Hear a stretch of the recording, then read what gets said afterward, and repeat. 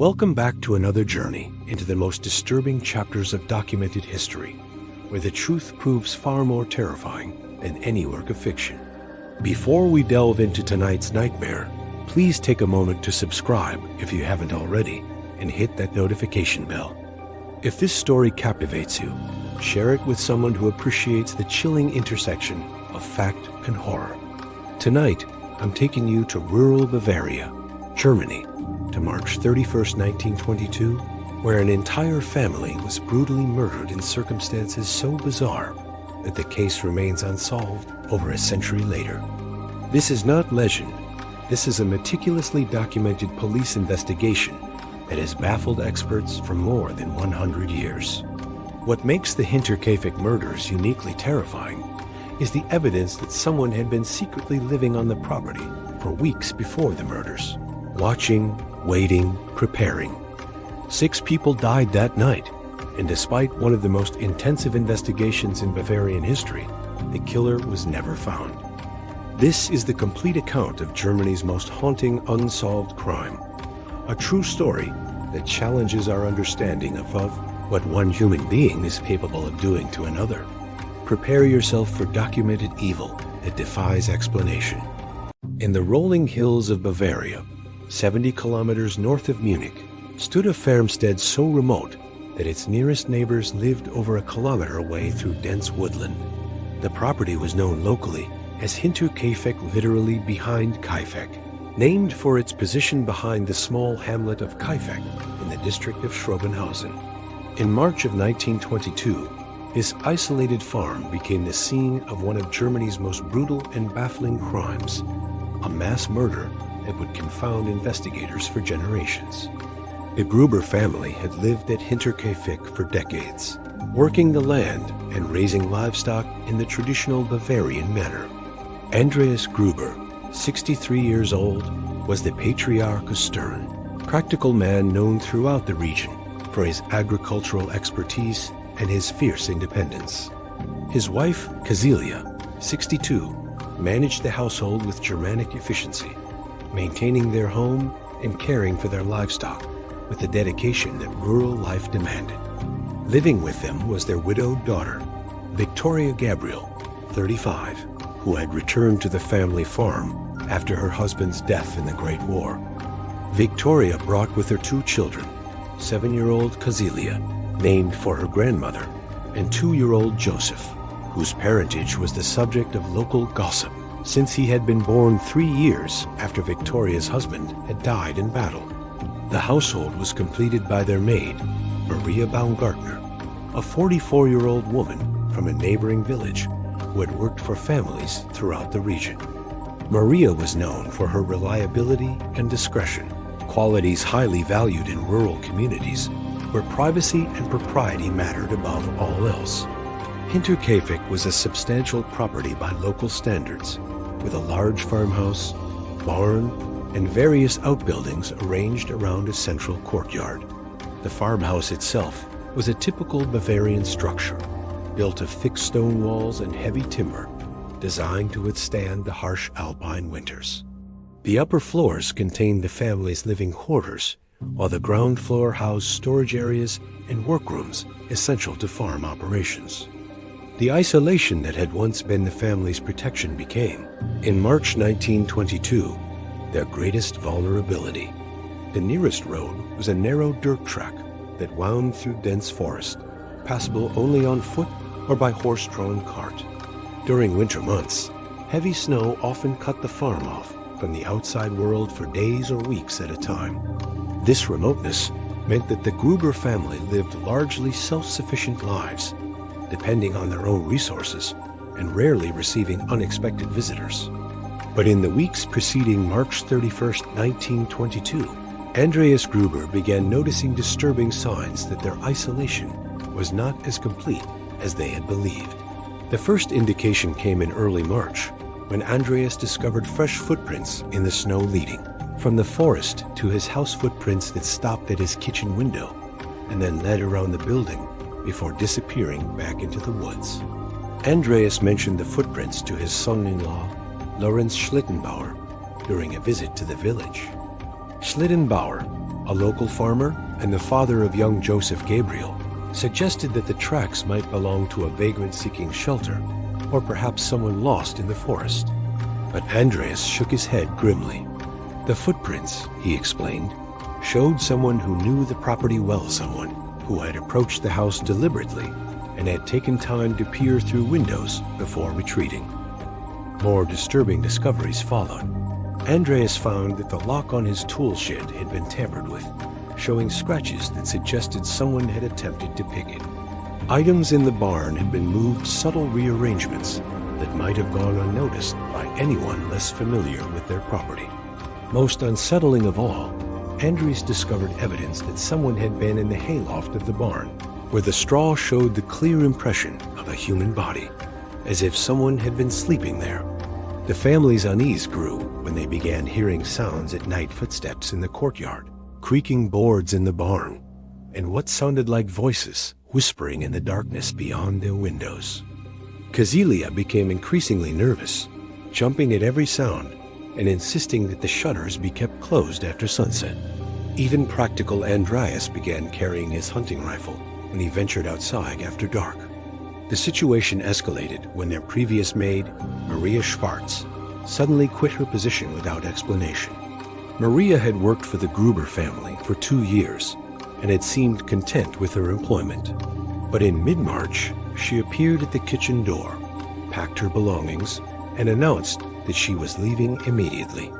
When Victoria pressed her for reasons, Maria would say only that she could not stay in a house where she felt constantly watched. "There are too many sounds at night," Maria told a friend in the village. "Sounds that have no source. I would wake to find my door standing open when I knew I had locked it. Items in my room had been moved. Someone was in that house with us, someone who should not have been there." Andreas reported these incidents to the local constable in Schrobenhausen, but rural police in 1922 Bavaria had limited resources and little experience with criminal investigations beyond settling disputes and handling public drunkenness. The constable suggested that Andreas might be dealing with a homeless vagrant and advised him to secure his property better and perhaps get a dog for protection. But Andreas knew that what they were experiencing was far more sinister than a simple vagrant seeking shelter. The signs pointed to someone who was systematically studying the family's routines, learning their habits, and gradually infiltrating their lives. This was not random criminal behavior. It was methodical, patient, and deeply unsettling in its calculated nature. In desperation to replace Maria Schwartz, Victoria hired Maria Baumgartner, despite the woman's reservations about working at such an isolated location. Maria Baumgartner had heard whispered stories about strange happenings at Hinterkaifeck, but the family offered good wages and she needed the employment. She agreed to start work on March 31st, 1922. It would be her first and last day at Hinterkaifeck. The final weeks of March brought increasingly ominous signs. Andreas found more evidence of nocturnal intrusions, mud tracked through the barn despite no one in the family having been their tools moved from their usual places, and most disturbing of all, clear evidence that someone had been eating their food. Bread was missing from the kitchen, milk had been consumed from their stores, and preserves had been opened and partially eaten. Kazelia began suffering from severe headaches and complained of feeling constantly watched. Young Kazelia, normally a cheerful and outgoing child, became withdrawn and refused to play outside alone. She told her mother that she had seen a man watching her from the edge of the forest, but when Victoria looked, no one was there. The family's behavior grew increasingly paranoid and defensive. They began locking all doors and windows during the day, something that had been unthinkable in their rural community. Andreas took to sleeping with his rifle beside his bed and would patrol the property each evening before retiring, searching for signs of the mysterious intruder. On March 30th, the day before the murders, Andreas made a chilling discovery in the barn's hay loft. Not only were there clear signs that someone had been sleeping there regularly, but he found a small collection of personal items hidden beneath the straw: a knife, several pieces of bread, wrapped in cloth, and a notebook filled with observations about the family's daily routines, written in a careful, educated hand.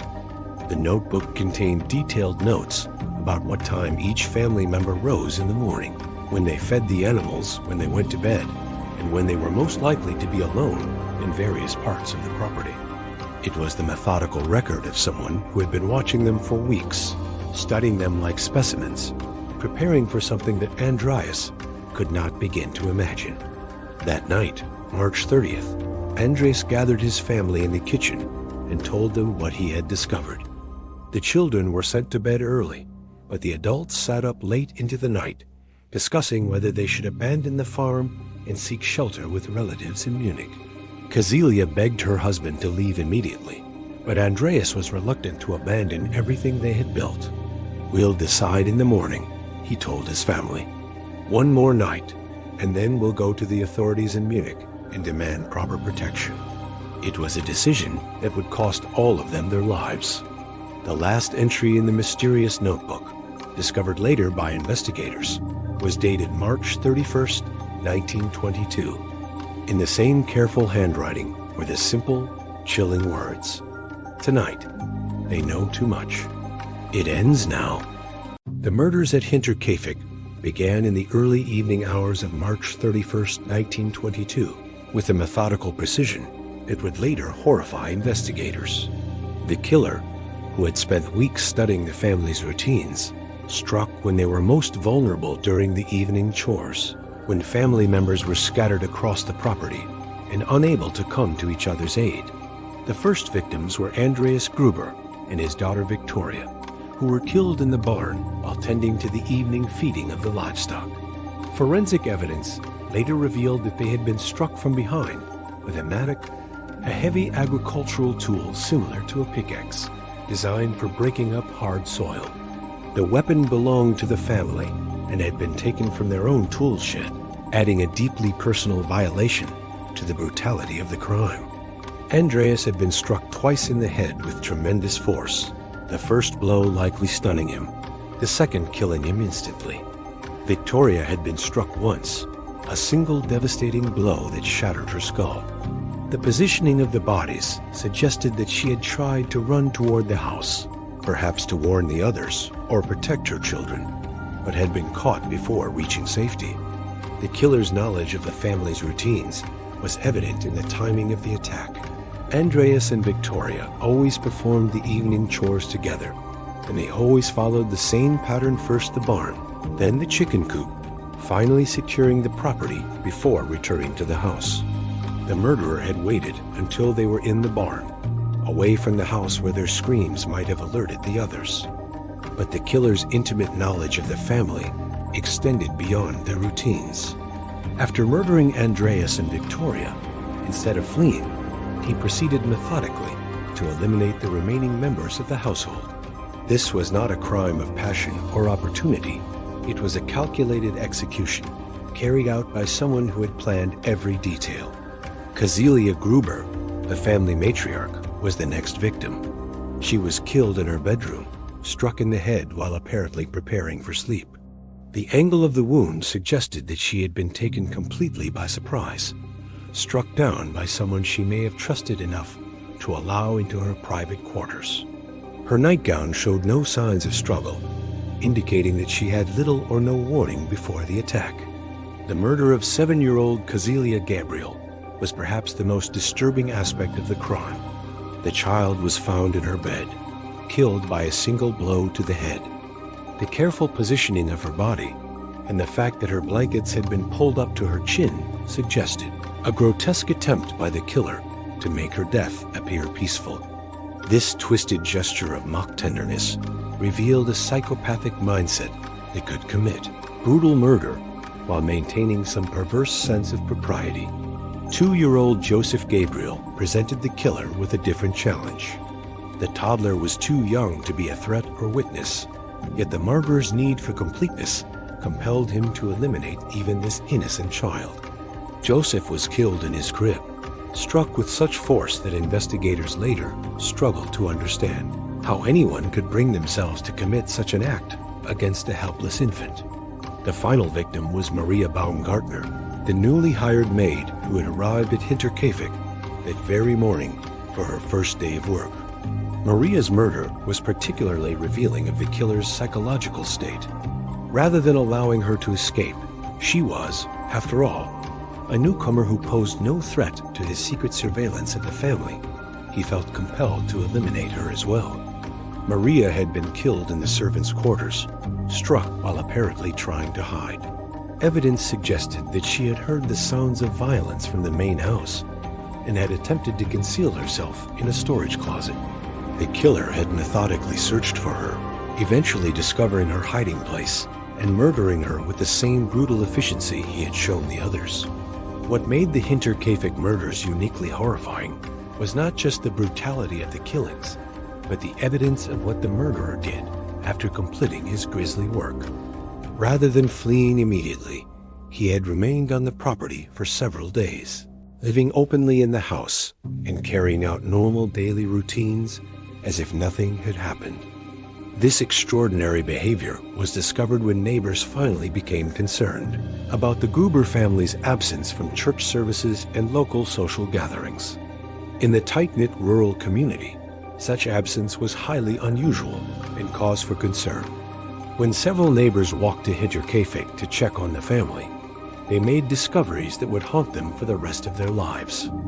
The farm's livestock had been fed and watered regularly since March 31st. The cows had been milked, the chickens fed, and all the animals appeared to be in good health. Someone had been maintaining the normal operations of the farm for days after the murders.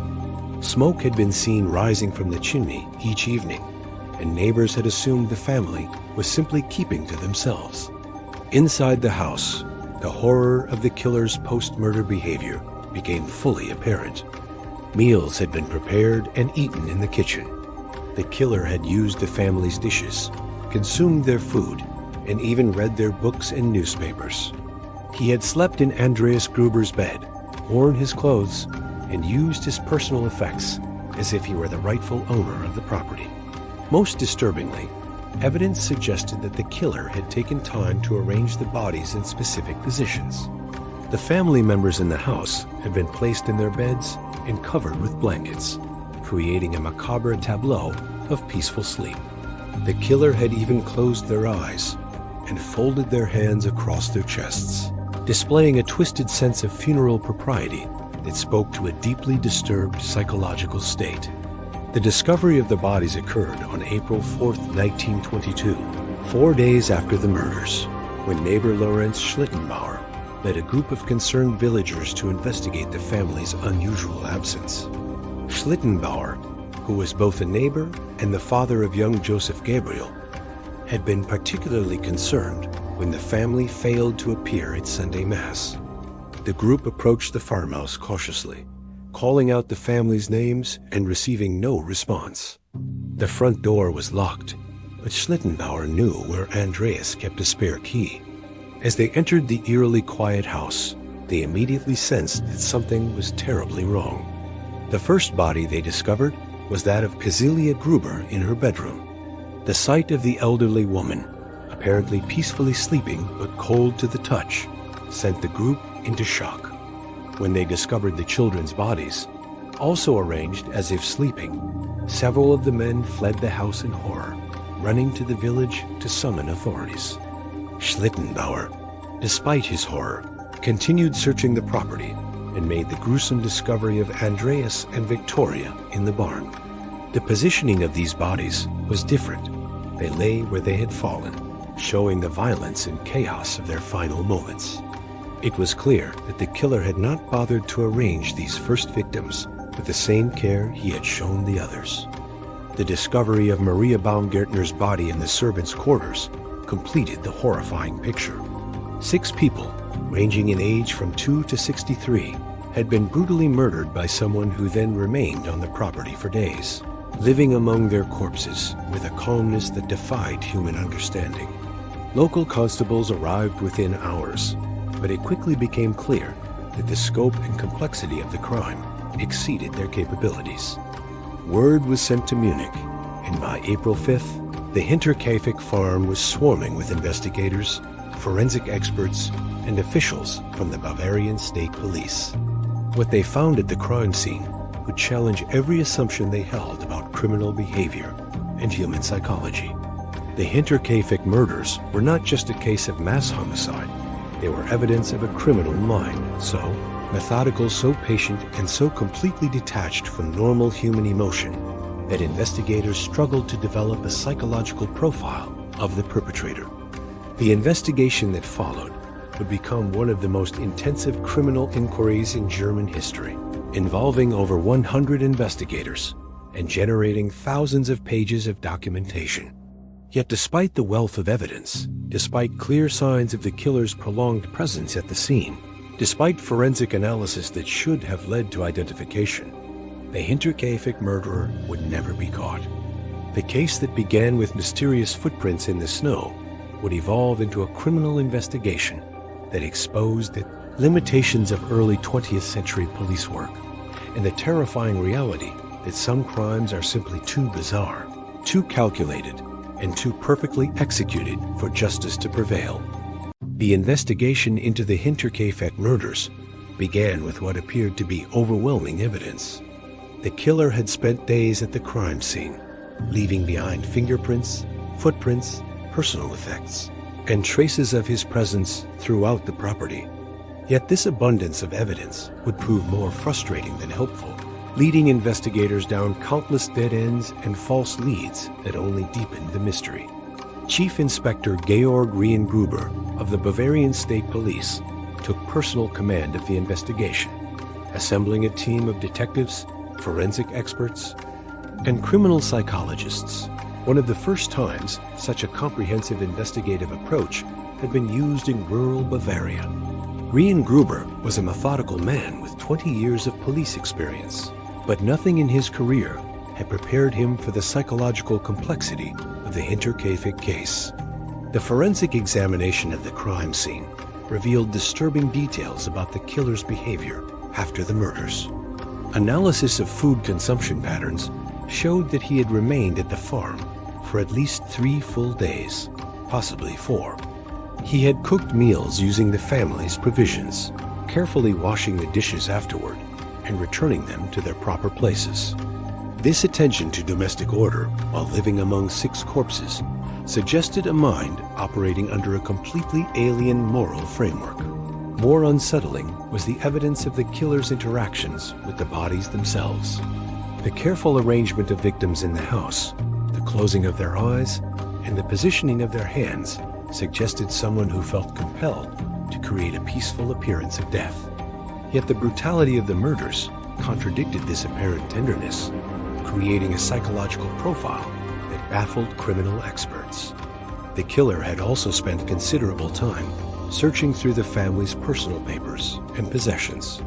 Documents had been carefully examined and replaced, drawers had been methodically searched, and financial records had been reviewed with obvious understanding of their contents.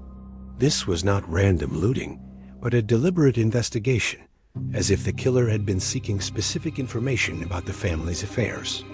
One of the most significant discoveries was a substantial sum of money, over 600 marks, that had been left untouched despite being easily accessible in Andreas Gruber's desk. This ruled out robbery as a motive and suggested that the killer had been driven by something far more personal and complex than simple greed. The investigation expanded to include extensive interviews with everyone who had known the Gruber family. Over 100 people were questioned, including neighbors, business associates, relatives, and casual acquaintances. The interviews revealed a picture of a family that, while not universally beloved, had no obvious enemies capable of such extreme violence. However, several interview subjects mentioned rumors and gossip that suggested potential motives for murder. The parentage of young Joseph Gabriel was a source of considerable speculation. While officially the son of Victoria's deceased husband, many believed the child's father was actually Lawrence Schlittenbauer, the neighbor who had discovered the bodies. Others whispered that Andreas Gruber himself might have been the father, suggesting an incestuous relationship that would have been scandalous in conservative rural Bavaria. Schlittenbauer became the investigation's primary suspect, despite his apparent shock and horror at discovering the bodies. His intimate knowledge of the family's routines, his access to the property, and the rumors surrounding his relationship with Victoria made him a logical focus for investigators. However, multiple witnesses confirmed his whereabouts on the night of March 31st, and despite intensive interrogation, no concrete evidence linked him to the murders. The investigation took a disturbing turn when investigators discovered that the killer had apparently returned to the property multiple times after the bodies were discovered. Fresh footprints were found in the days following the official crime scene investigation, suggesting that someone was continuing to visit Hinterkaifeck, even after it had become the focus of intense police attention. This brazen behavior indicated either supreme confidence or complete detachment from reality. The killer seemed to view the investigation as merely another obstacle to overcome rather than a serious threat to his freedom. Such psychological detachment was virtually unprecedented in the experience of Bavarian law enforcement. Dr. Friedrich Mahler, a criminal psychologist from Munich University, was brought in to develop a profile of the killer. His analysis painted a picture of someone with intimate knowledge of the family, considerable intelligence, and a complete lack of normal human empathy. The killer's ability to remain calm while living among corpses, his methodical approach to murder, and his apparent need to maintain domestic order, even after committing mass homicide, suggested what Dr. Mahler termed a fundamentally alien psychology. We are dealing with someone who does not think or feel as normal humans do, Mahler wrote in his report. The killer appears to view other people not as fellow human beings, but as objects to be manipulated and disposed of when they become inconvenient. His post-murder behavior suggests someone who sees no moral distinction between killing a family and completing routine household chores. As the investigation progressed, it became clear that the killer had been preparing for the murders for far longer than initially suspected. Evidence suggested that he had been observing the family not for weeks, but for months, possibly even years. The notebook found in the hayloft contained observations dating back to the previous autumn, indicating a level of patience and premeditation that was almost incomprehensible. The investigation also uncovered evidence that the killer had been systematically isolating the family by driving away anyone who might have protected them or witnessed his activities. Maria Schwartz, the previous maid, reported under intensive questioning that she had been deliberately terrorized into quitting her position. Anonymous letters had been left in her room. Her personal belongings had been moved, and she had been made to feel constantly watched and threatened. He wanted them alone, Schwartz told investigators. He was removing anyone who might interfere with his plans. I realize now that I was lucky to escape when I did. If I had stayed, I would have died with them. Despite the massive investigative effort, the killer's identity remained elusive. Over the course of 2 years, police investigated more than 100 suspects, conducting detailed interrogations and following leads throughout Germany and beyond. Several suspects were held for extended periods, but none could be definitively linked to the crime. The case took on an almost supernatural quality in the minds of local residents. Neighbors reported seeing lights in the abandoned Hinterkaifeck farmhouse long after it had been sealed by police. Some claimed to hear voices and sounds of normal domestic activity coming from the empty building. Whether these reports reflected actual phenomena or the psychological impact of the unsolved murders on the community, they added an element of folklore and superstition to an already baffling case. In 1923, nearly a year after the murders, the investigation officially shifted from active to cold case status. The massive file over 4,000 pages of witness statements, forensic reports, and investigative notes was archived in Munich, where it remained untouched for decades. The Hinterkaifeck property was sold to distant relatives, who demolished the buildings and left the land fallow, unable to overcome the stigma of the murders. The case was briefly reopened in 1986 when advances in forensic technology offered hope that new evidence might be discovered. However, the passage of time had degraded most physical evidence beyond useful analysis, and the few surviving witnesses were too elderly to provide reliable testimony. Once again, the Hinterkaifeck investigation was closed without resolution. Modern criminal profilers who have studied the case believe the killer was likely someone with a background in agriculture or rural life, explaining his ability to maintain farm operations after the murders. His methodical approach suggests possible military or professional training, while his psychological profile indicates someone capable of extreme compartmentalization and emotional detachment. Some investigators theorize that the killer may have been a returning World War I veteran suffering from what would now be recognized as severe post-traumatic stress disorder. The systematic nature of the murders, the killer's apparent lack of emotion, and his ability to live normally while surrounded by death might reflect the psychological conditioning of someone who had survived the mechanized slaughter of the Western Front. Others suggest that the killer might have been a family member or close, associate with intimate knowledge of their routines and access to their property. The personal nature of the crime, the use of the family's own tools, and the killer's comfort in remaining at the scene all point to someone for whom Hinterkaifeck was familiar territory.